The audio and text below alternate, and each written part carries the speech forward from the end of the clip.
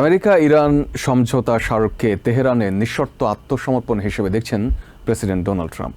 শুক্রবার দ্য এক্সিওসকে দেয়া সাক্ষাৎকারে তিনি দাবি করেন, ইরান যুদ্ধে আমেরিকা সামরিকভাবে পুরোপুরি সফল হয়েছে। নিজের ক্ষমতার সীমা নিয়ে প্রশ্নের জবাবে ট্রাম্প বলেন, প্রেসিডেন্টের ক্ষমতার সীমা আছে জানলেও এই সংঘাতে তিনি কোনো সীমাবদ্ধতা অনুভব করেননি। তার দাবি, সামরিক চাপ অব্যাহত থাকলে হরমুজ প্রণালী বন্ধ হয়ে তেল বাজারে বড় সংকট ও বৈশ্বিক মন্দার ঝুঁকি তৈরি হতে পারত। সে পরিস্থিতি এড়ানো এবং বাজার স্থিতিশীল রাখাই তার সিদ্ধান্তের যৌক্তিকতা প্রমাণ করে। শুক্রবার দ্য এক্সিও শোতে দেয়া এক সাক্ষাৎকারে নিজের 1 দশকের ক্ষমতা প্রয়োগের অভিজ্ঞতা নিয়ে কথা বলেন প্রেসিডেন্ট ডোনাল্ড ট্রাম্প। ক্ষমতা বা রাষ্ট্র পরিচালনার ক্ষেত্রে অভিজ্ঞতার চেয়ে সম্ভাবনাকে বেশি গুরুত্বপূর্ণ বলে মনে করেন তিনি। ইরান সংকট থেকে ক্ষমতার সীমাবদ্ধতা সম্পর্কে কি শিখলেন জানতে চাইলে তিনি স্পষ্ট ভাষায় বলেন, কোনো সীমা নেই।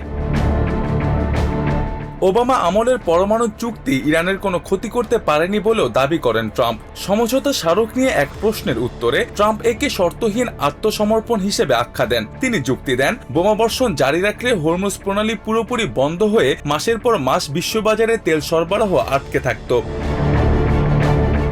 বর্তমানে শেয়ার বাজারে ঊর্ধ্বমুখী প্রবণতা ও তেলের দাম স্বাভাবিক হওয়াকে নিজের সঠিক সিদ্ধান্তের প্রমাণ বলে দাবি করেন ট্রাম্প। সাক্ষাৎকারে বেইজিংয়ের প্রতি কৃতজ্ঞতা প্রকাশ করে ট্রাম্প জানান, তার ব্যক্তিগত অনুরোধেই চায়নার প্রেসিডেন্ট ইরান সংকটে জড়াননি। পাশাপাশি মধ্যস্থতায় পাকিস্তানের ভূমিকার প্রশংসা করেন Trump.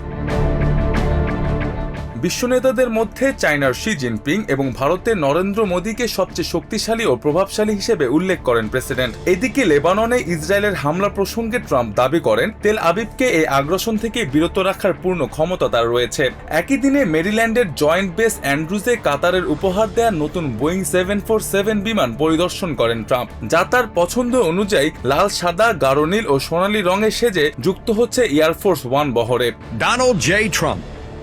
And I'm proud to be an American, where at least I know I'm free.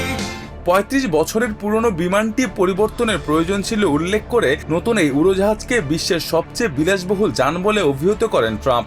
The quality of woods, the quality of the materials, the quality of the engines. These engines are the finest, they're the best in the world. Nothing like it. সাম্প্রতিক মাসগুলোতে নানা ঝামেলার মধ্য দিয়ে যাওয়া কাতারের আমিরকে এই উপহারের জন্য বিশেষ ধন্যবাদ জানান president. It's really an honor, and I want to thank the Emir of Qatar. He's a fantastic guy. He went through a lot over the last few months. He's very brave. এখানে দেয়া বক্তব্যে ইসরায়েলের সাথে চমৎকার সম্পর্কের কথা পুনর্ব্যক্ত করে প্রধানমন্ত্রী বেঞ্জামিন নেতানিয়াহুকে একজন যোদ্ধা প্রধানমন্ত্রী হিসেবে উল্লেখ করেন তিনি। Obviously, we fought very well with Israel, and we've had a great relationship with Israel. We were very formidable. And Bibi Netanyahu, he's a warrior prime minister, and he should be acknowledged as that.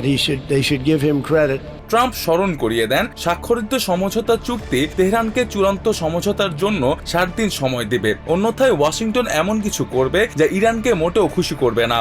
And it's 60 days. They have to make a deal, otherwise we will do things that won't make them happy, but I don't think it's going to get to that. I think it's going to be very good. চুক্তি স্বাক্ষরের পর Hormuz প্রণালীতে বাণিজ্যিক জাহাজ চলাচল দ্রুত শুরু হয়েছে এবং তেলের ট্যাঙ্কারগুলো এখন ঝাঁকে ঝাঁকে বের হচ্ছে বলে জানান president. She's doing so well. Those ships are flowing out of the Hormuz Strait like nobody's ever seen before, actually. There were a lot of them, about 700 of them, and they're pouring out. চলতি 2026 সালের মধ্যে তুর্কি ও China সফরে যাওয়ার ঘোষণা দিয়ে president আরও জানান, আগামী সেপ্টেম্বরে ওয়াশিংটন সফরে আসছেন চায়নার প্রেসিডেন্ট শি জিনপিং।